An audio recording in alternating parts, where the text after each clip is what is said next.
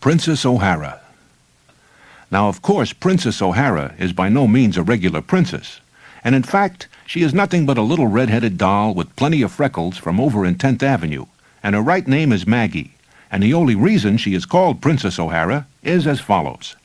She is the daughter of King O'Hara, who was hacking along Broadway with one of these old-time Victorias for a matter of maybe 25 years, and every time King O'Hara gets his pots on, which is practically every night, rain or shine, he is always bragging that he has the royal blood of Ireland in his veins, so somebody starts calling him King. And this is his moniker as long as I can remember, although probably what King O'Hara really has in his veins is about 98% alcohol. Well, anyway, one night about 7 or 8 years back, King O'Hara shows up on his stand in front of Mindy's restaurant on Broadway with a spindly-legged little doll about 10 years of age on the seat beside him, and he says that this little doll is nobody but his daughter, and he is taking care of her because his old lady is not feeling so good. And right away, Last Card Louie, the gambler, reaches up and dukes the little doll and says to her like this, "If you are the daughter of the king, you must be the princess," Last Card Louie says. "How are you, princess?" So from this time on, she is Princess O'Hara, and afterwards, for several years, she often rides around in the early evening with the king. And sometimes, when the king has his pots on more than somewhat, she personally drives Goldberg, which is the king's horse. Although Goldberg does not really need much driving, as he knows his way along Broadway better than anybody. In fact, this Goldberg is a most sagacious old pelter indeed, and he is called Goldberg by the king in honor of a Jewish friend by the name of Goldberg who keeps a delicatessen store in 10th Avenue. At this time, Princess O'Hara is as homely as a mud fence, and maybe homelier, what with the freckles and the skinny gams and a few buck teeth, and she does not weigh more than 60 pounds sopping wet, and her red hair is down her back in pigtails, and she giggles if anybody speaks to her, so finally nobody speaks to her much. But old King O'Hara seems to think well of her at that. Then by and by, she does not seem to be around with the king anymore, and then somebody happens to ask about her, and the king says his old lady claims the princess is getting too grown up to be shagging around Broadway, and that she is now going to public school. So after not seeing her for some years, everybody forgets that King O'Hara has a daughter, and in fact, nobody cares a cuss. Now King O'Hara is a little shriveled-up old guy with a very red beezer, and he is a most familiar spectacle to one and all on Broadway as he drives about with a stovepipe hat tipped so far over to one side of his noggin that it looks as if it is always about to fall off. And in fact, the king himself is always tipped so far over to one side that it seems to be a sure thing that he is going to fall off. The way the king keeps himself on the seat of his Victoria is really most surprising. And one time, Last Card Louie wins a nice bet off a gambler from St. Louis by the name of Olive Street Oscar, who takes 8-5 off of Louie that the king cannot drive them through Central Park without doing a Brody off the seat. But of course, Louie is betting with the best of it, which is the way he always dearly loves to bet, because he often rides through Central Park with King O'Hara, and he knows the king never falls off, no matter how far over he tips.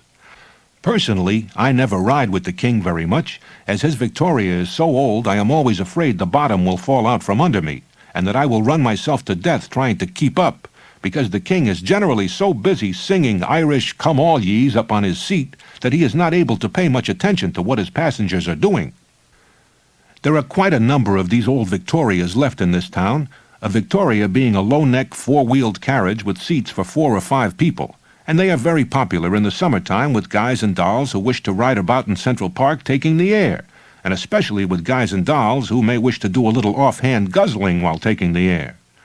Personally, I consider a taxicab much more convenient and less expensive than an old-fashioned Victoria if you wish to get someplace.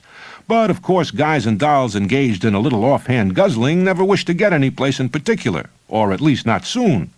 So these Victorias, which generally stand around the entrances to the park, do a fair business in the summertime, because it seems that no matter what conditions are, there are always guys and dolls who wish to do a little offhand guzzling. But King O'Hara stands in front of Mindy's because he has many regular customers among the citizens of Broadway who do not go in for guzzling so very much, unless a case of guzzling comes up, but who love to ride around in the park on hot nights just to cool themselves out. Although at the time I am now speaking of, things are so tough with one and all along Broadway that King O'Hara has to depend more on strangers for his trade. Well, what happens one night but King O'Hara is seen approaching Mindy's, tipping over so far to one side of his seat that Olive Street Oscar, looking to catch even on the bet he loses before, is offering to take 6-5 off last card Louis that this time the king goes plumb off, and Louis is about to give it to him when the old king tumbles smack dab into the street, as dead as last Tuesday, which shows you how lucky last card Louis is, because nobody ever figures such a thing to happen to the king. And even Goldberg the horse stops and stands looking at him very much surprised, with one hind hoof in the king's stovepipe hat. The doctors state that King O'Hara's heart just naturally hauls off and quits working on him, and afterwards, Regret, the horse player, says the chances are the king probably suddenly remembers refusing a drink somewhere. A few nights later, many citizens are out in front of Mindy's, and Big Nig, the crapshooter, is saying that things do not look the same around there since King O'Hara put his checks back in the rack, when all of a sudden up comes a Victoria that anybody can see is the king's old rattletrap, especially as it is being pulled by Goldberg. And who was on the driver's seat with King O'Hara's bunged-up old stovepipe hat sitting jack-deuce on her noggin? But a red-headed doll of maybe 18 or 19 with freckles all over her pan. And while it is years since I see her, I can tell at once that she is nobody but Princess O'Hara, even though it seems she changes quite some. In fact, she is now about as pretty a little doll as anybody will wish to see, even with the freckles, because her buck teeth seem to have disappeared, and the gams are now filled out very nicely, and so has the rest of her. Furthermore, she has a couple of blue eyes that are most delightful to behold, and a smile like 6 bits, and all in all, she is a pleasing scene. Well, naturally, her appearance in this manner causes some comment, and in fact some citizens are disposed to criticize her as being unladylike, until Big Nig, the crapshooter, goes around among them, very quietly stating that he will knock their ears down if he hears any more cracks from them. Because it seems that Big Nig learns that when old King O'Hara dies, all he leaves in this world besides his widow and 6 kids is Goldberg, the horse, and the Victoria. And Princess O'Hara is the eldest of these kids and the only one old enough to work, and she can think of nothing better to do than to take up her papa's business where he leaves off.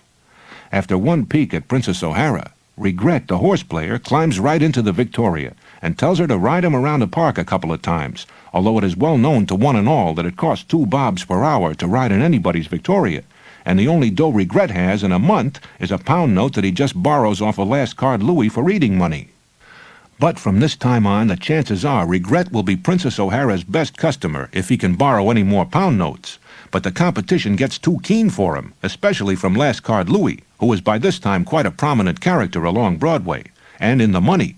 Although personally, I always say you can have him, as last card Louis is such a guy as will stoop to very sharp practice, and in fact, he often does not wait to stoop. He is called last card Louis because in his youth he is a great hand for riding the tubs back and forth between here and Europe and playing stud poker with other passengers, and the way he always gets much strength from the last card is considered quite abnormal, especially if last card Louis is dealing. But, of course, last card Louis no longer rides the tubs, as this occupation is now very old-fashioned. And anyway, Louis has more profitable interests that require his attention, such as a crap game and one thing and another. There is no doubt but what last card Louis takes quite a fancy to Princess O'Hara, but naturally, he cannot spend all his time riding around in a Victoria, so other citizens get a chance to patronize her now and then. And in fact, I once take a ride with Princess O'Hara myself, and it is a very pleasant experience indeed, as she likes to sing while she is driving, just as old King O'Hara does in his time.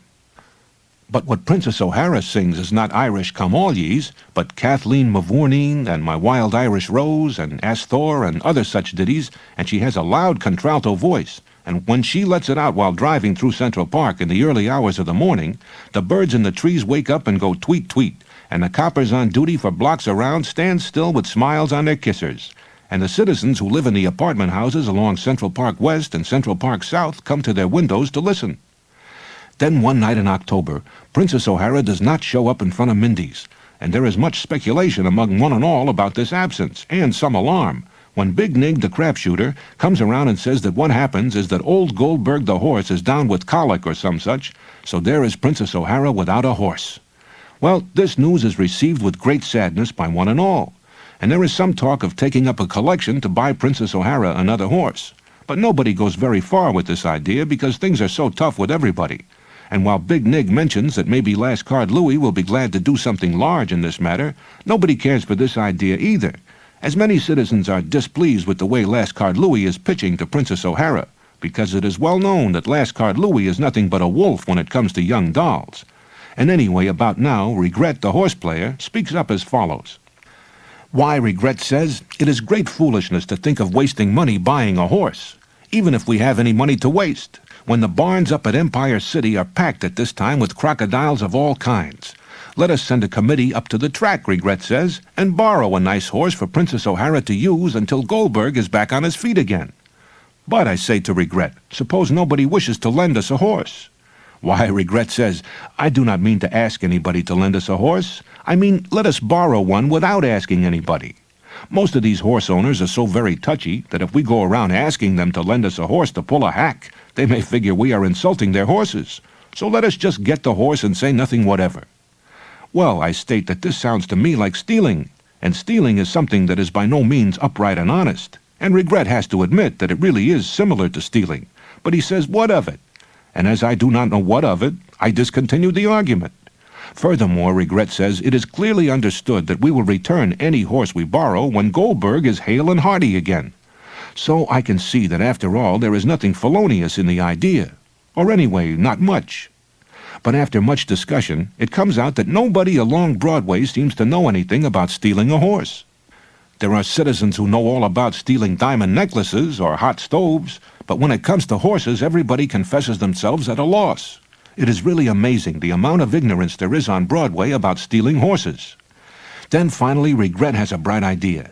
It seems that a rodeo is going on at Madison Square Garden at this time. A rodeo being sort of a Wild West show with bucking broncos and cowboys and all this and that.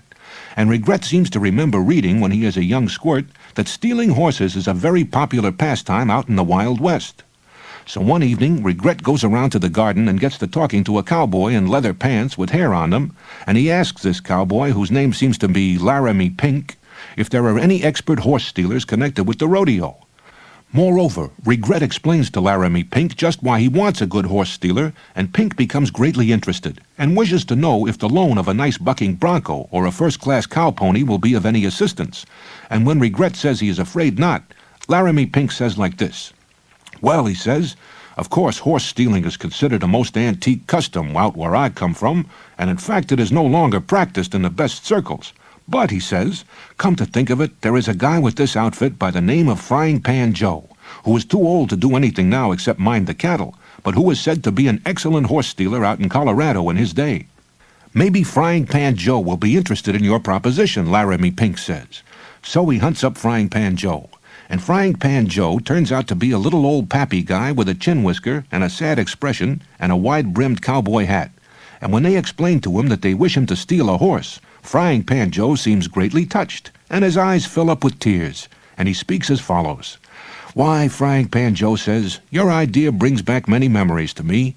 It is a matter of over 25 years since I steal a horse, and the last time I do it, this gets me 3 years in the calaboose. Why, he says, this is really a most unexpected order, and it finds me all out of practice and with no opportunity to get myself in shape. But, he says, I will put forth my best efforts on this job for $10, as long as I do not personally have to locate the horse I am to steal. I am not acquainted with the ranges hereabouts and will not know where to go to find a horse. So Regret, the horse player, and Big Nig, the crap shooter, and Frying Pan Joe go up to Empire this very same night. And it turns out that stealing a horse is so simple that Regret is sorry he does not make the tenor himself.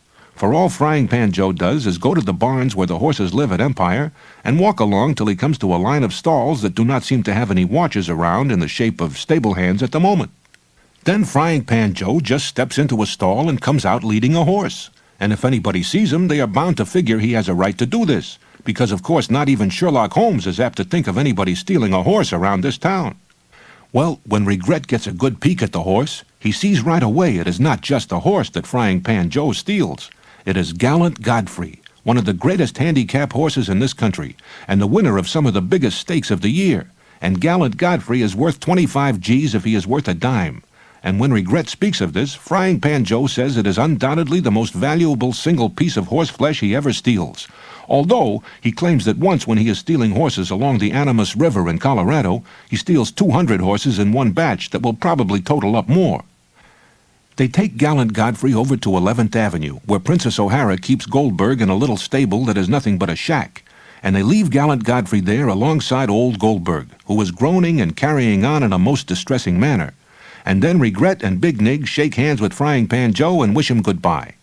So there is Princess O'Hara with gallant Godfrey hitched up to her Victoria the next night, and the chances are it is a good thing for her that gallant Godfrey is a nice tame old dromedary and does not mind pulling a Victoria at all. In fact, he seems to enjoy it, although he likes to go along at a gallop instead of a slow trot, such as the old skates that pull these Victorias usually employ. And while Princess O'Hara understands that this is a borrowed horse and is to be returned when Goldberg is well, nobody tells her just what kind of a horse it is. And when she gets Goldberg's harness on gallant Godfrey, his appearance changes so that not even the official starter is apt to recognize him if they come face to face. Well, I hear afterwards that there is great consternation around Empire when it comes out that gallant Godfrey is missing. But they keep it quiet, as they figure he just wanders away, and as he is engaged in certain large stakes later on, they do not wish it made public that he is absent from his stall. So they have guys looking for him high and low. But of course nobody thinks to look for a high-class racehorse pulling a Victoria. When Princess O'Hara drives the new horse up in front of Mindy's, many citizens are anxious to take the first ride with her.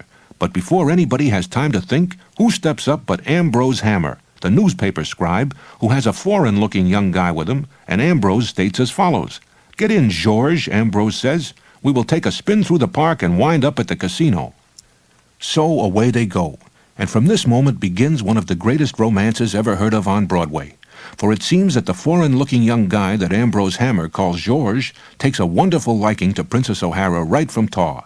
And the following night, I learned from Officer Corbett, the motorcycle cop who is on duty in Central Park, that they pass him with Ambrose Hammer in the back seat of the Victoria, but with Georges riding on the driver's seat with Princess O'Hara. And moreover, Officer Corbett states that Georges is wearing King O'Hara's old stovepipe hat, while Princess O'Hara is singing Kathleen Mavourneen in her loud contralto in a way such as nobody ever hears her sing before. In fact, this is the way they are riding along a little later in the week, and when it is coming on 4 bells in the morning. But this time Princess O'Hara is driving north on the street that is called Central Park West, because it borders the park on the west. And the reason she is taking this street is because she comes up Broadway through Columbus Circle into Central Park West, figuring to cross over to Fifth Avenue by way of the transverse at 66th Street, a transverse being nothing but a roadway cut through the park from Central Park West to the avenue. There are several of these transverses, and why they do not call them roads or streets instead of transverses I do not know, except maybe it is because transverse sounds more fancy. These transverses are really like tunnels without any roofs, especially the one at 66th Street, which is maybe a quarter of a mile long and plenty wide enough for automobiles to pass each other going in different directions. But once a car is in the transverse, there is no way it can get out except at one end or the other. There is no such thing as turning off to one side anywhere between Central Park West and the avenue, because the 66th Street transverse is a deep cut with high sides or walls. Well, just as Princess O'Hara starts to turn gallant Godfrey into the transverse, with the foreign-looking young guy beside her on the driver's seat, and Ambrose Hammer back in the cushions and half asleep, and by no means interested in the conversation that is going on in front of him, a big beer truck comes rolling along Central Park West, going very slow. And of course there is nothing unusual in the spectacle of a beer truck at this time, as beer is now very legal. But just as this beer truck rolls alongside Princess O'Hara's Victoria, a little car with 2 guys in it pops out of nowhere and pulls up to the truck, and one of the guys requests the jockey of the beer truck to stop. Of course, Princess O'Hara and her passengers do not know at this time that this is one of the very first cases of heisting a truckload of legal beer that comes off in this country, and that they are really seeing history made, although it all comes out later. It also comes out later that one of the parties committing this historical deed is nobody but a guy by the name of Fats O'Rourke, who is considered one of the leading characters over on the West Side, and the reason he is heisting this truckload of beer is by no means a plot against the brewing industry, but because it is worth several C's, and Fats O'Rourke can use several C's very nicely at the moment. It comes out that the guy with him is a guy by the name of Joe the Blowfly, but he is really only a fink in every respect, a fink being such a guy as is extra nothing. And many citizens are somewhat surprised when they learn that Fats O'Rourke is going around with finks. Well, if the jockey of the beer truck does as he is requested without any shilly-shallying, all that will happen is he will lose his beer. But instead of stopping the truck, the jockey tries to keep right on going. And then all of a sudden Fats O'Rourke becomes very impatient and outs with the old thing and gives it to the jockey as follows. Bang, bang. By the time Fats O'Rourke lets go, the fly is up on the seat of the truck and grabs the wheel, just as the jockey turns it loose and falls back on the seat. And Fats O'Rourke follows the fly up there. And then Fats O'Rourke seems to see Princess O'Hara and her customers for the first time. And he also realizes that these parties witness what comes off with the jockey, although otherwise Central Park is quite deserted. And if anybody in the apartment houses along there hears the shots, the chances are they figure it must be nothing but an automobile backfiring. And in fact, the fly has the beer truck backfiring quite some at this moment, as Fats O'Rourke sees Princess O'Hara and her customers. And only somebody who happens to observe the flashes from Fats O'Rourke's Duke can tell that Fats is emptying that old thing at the Victoria. The chances are Fats O'Rourke will not mind anybody witnessing him heisting a legal beer truck. And in fact, he is apt to welcome their testimony in later years when somebody starts disputing his claim to be the first guy to heist such a truck. But naturally, Fats does not wish to have spectators spying on him when he is giving it to somebody, as very often spectators are apt to go around gossiping about these matters and cause dissension. So he takes 4 cracks at Princess O'Hara and her customers, and it is a good thing for them that Fats O'Rourke is never much of a shot. Furthermore, it is a good thing for them that he is now out of ammunition, because of course Fats O'Rourke never figures that it is going to take more than a few shots to heist a legal beer truck, and afterwards there is a little criticism of Fats's judgment, as everybody realizes that it is a most unprecedented situation. Well, by now Princess O'Hara is swinging Gallant Godfrey into the transverse, because she comes to the conclusion that this is no time to be loitering in this neighborhood, and she is no sooner inside the walls of the transverse than she knows this is the very worst place she can go, as she hears a rumble behind her, and when she peeks back over her shoulder she sees the beer truck coming lickety-split, and what is more, it is coming right at the Victoria. Now Princess O'Hara is no chump, and she can see that the truck is not coming right at the Victoria by accident when there is plenty of room for it to pass. So she figures the best thing she can do is not to let the truck catch up with the Victoria if she can help it. And this is very sound reasoning indeed, because Joe the Blowfly afterward says what Fats O'Rourke requests him to do is to sideswipe the Victoria with the truck and squash it against the side of the transverse. Fats O'Rourke's idea being to keep Princess O'Hara and her customers from speaking of the transaction with the jockey of the truck. Well, Princess O'Hara stands up in her seat and tells Gallant Godfrey to get ap, and Gallant Godfrey is get-apping very nicely indeed, when she looks back and sees the truck at the rear wheel of the Victoria and coming like a bat out of what is this. So she grabs up her whip and gives Gallant Godfrey a good smack across the vestibule, and it seems that if there is one thing Gallant Godfrey hates and despises, it is a whip. He makes a lunge that pulls the Victoria clear of the truck, just as the fly drives it up alongside the Victoria and is bearing over for the squash, with Fats O'Rourke yelling directions at him, and from this lunge Gallant Godfrey settles down to running. While this is going on, the foreign-looking young guy is standing up on the driver's seat of the Victoria beside Princess O'Hara, whooping and laughing, as he probably figures it is just a nice friendly little race. But Princess O'Hara is not laughing, and neither is Ambrose Hammer. Now inside the next 100 yards, Joe the Blowfly gets the truck up alongside again, and this time it looks as if they are gone goslings, when Princess O'Hara gives Gallant Godfrey another smack with the whip, and the chances are Gallant Godfrey comes to the conclusion that Westrope is working on him in a stretch run, and he turns on such a burst of speed that he almost runs right out of his collar and leaves the truck behind by anyway a length and a half. And it seems that just as Gallant Godfrey turns on, Fats O'Rourke personally reaches over and gives the steering wheel of the beer truck a good twist, figuring that the squashing is now a cinch. And the next thing anybody knows, the truck goes smack dab into the wall with a loud kaboom and turns over all mussed up, with beer kegs bouncing around very briskly, and some of them popping open and letting the legal beer leak out. In the meantime, Gallant Godfrey goes tearing out of the transverse into Fifth Avenue and across Fifth Avenue so fast that the wheels of Princess O'Hara's Victoria are scarcely touching the ground, and a copper who sees him go past afterward states that what Gallant Godfrey is really doing is flying. But personally, I always consider this an exaggeration. Anyway, Gallant Godfrey goes 2 blocks beyond Fifth Avenue before Princess O'Hara can get him to whoa up, and there is still plenty of run in him, although by this time Princess O'Hara is plumb worn out, and Ambrose Hammer is greatly fatigued, and only the foreign-looking young guy seems to find any enjoyment in the experience, although he is not so jolly when he learns that the coppers take 2 dead guys out of the truck, along with Joe the Blowfly, who lives just long enough to relate the story. Fats O'Rourke is smothered to death under a stack of kegs of legal beer, which many citizens consider a most gruesome finish indeed. But what kills the jockey of the truck is the bullet in his heart, so the smash-up of the truck does not make any difference to him one way or the other.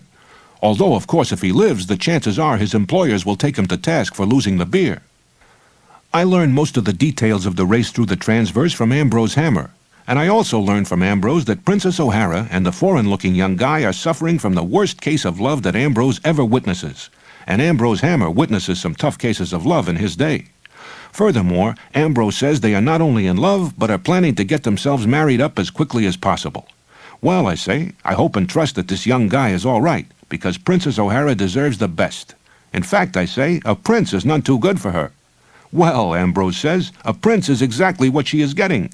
I do not suppose you can borrow much on it in a hock shop in these times, but the title of Prince Georges Latour is highly respected over in France, although, he says, I understand the proud old family does not have as many potatoes as formerly. But he is a nice young guy at that, and anyway, what is money compared to love?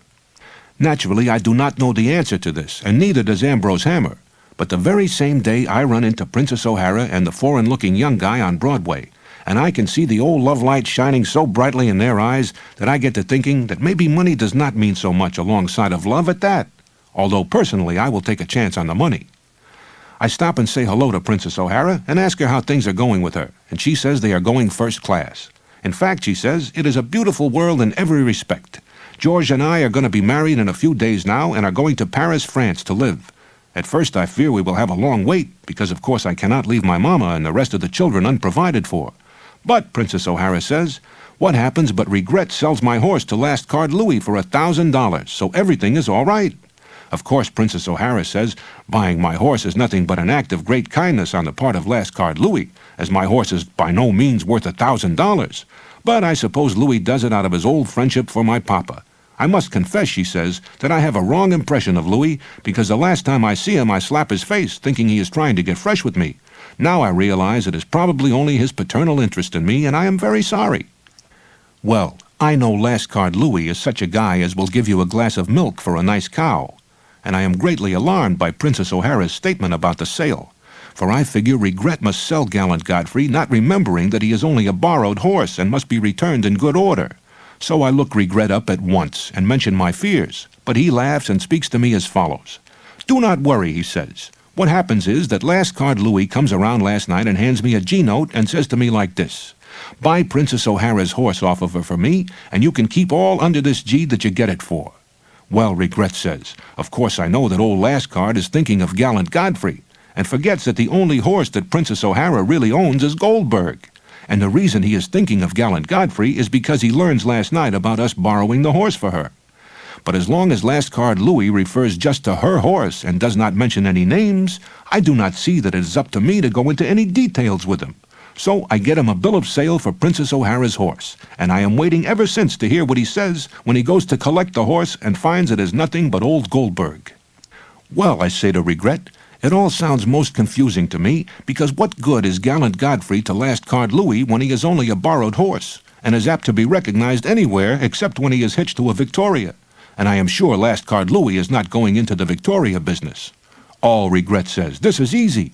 Last Card Louis undoubtedly sees the same ad in the paper that the rest of us see, offering a reward of 10 G's for the return of Gallant Godfrey and no questions asked. But of course Last Card Louis has no way of knowing that Big Nig is taking Gallant Godfrey home long before Louis comes around and buys Princess O'Hara's horse. Well, this is about all there is to tell, except that a couple of weeks later I hear that Ambrose Hammer is in the clinic hospital very ill, and I drop around to see him because I am very fond of Ambrose Hammer, no matter if he is a newspaper scribe. He is sitting up in bed in a nice private room, and he has on blue silk pajamas with his monogram embroidered over his heart, and there is a nice large vase of roses on the table beside him, and a nice-looking nurse holding his hand, and I can see that Ambrose Hammer is not doing bad, although he smiles very feebly at me when I come in. Naturally, I ask Ambrose Hammer what ails him, and after he takes a sip of water out of a glass that the nice-looking nurse holds up to his lips, Ambrose sighs, and in a very weak voice he states as follows. Well, Ambrose says, one night I get to thinking about what will happen to us in the transverse if we have old Goldberg hitched to Princess O'Hara's Victoria instead of one of the fastest racehorses in the world, and I am so overcome by the thought that I have what my doctor claims is a nervous breakdown. I feel terrible, Ambrose says.